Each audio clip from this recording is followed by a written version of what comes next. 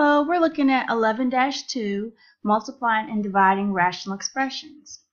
And so multiplying and dividing rational expressions is very similar to multiplying and dividing fractions. So we will want to remember that if A, B, C, and D represent polynomials, where B is not equal to 0 and D is not equal to 0 because they're in the denominator, by the way, then A over B times C over D, just like I would a fraction, I multiply straight across and I get AC over BD. And of course, I would simplify if I could. So let's take a look at problem number 1. It says, what is the product? State any excluded values. So I have 6 over A squared times negative 2 over A cubed. Well, I'm going to multiply straight across, and when I do that, I get 6 times negative 2 over A squared times A cubed. And when I get that, I get negative 12 over A to the 5th. So the product is negative 12 over A to the 5th, where A cannot equal 0. Remember, all I do is set my denominator equal to 0. Let's look at the next one. I have x minus 1 over x times x minus 5 over x plus 3.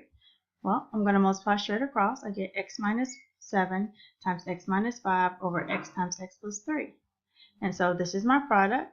And my denominator, I set those equal to 0 to find out my excluded values, and I get x cannot equal 0 and x cannot equal negative 3. Now let's take a look at the got it. So let's look at got it number 1a. So I have 5y times 3 over y, I think it was cubed, yes.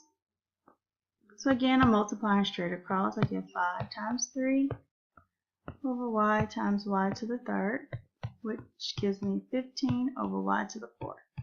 And I set my denominator equal to 0. Y cannot equal 0. Let's look at the second one.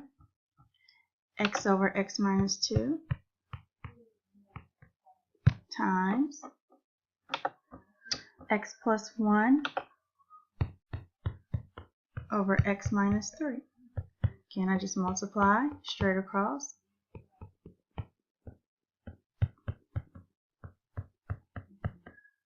And that is, there's nothing else to do. There's no simplification there.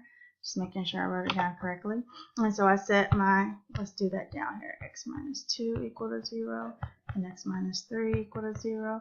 And I get that x cannot equal 2 and x cannot equal 3 after I solve those two.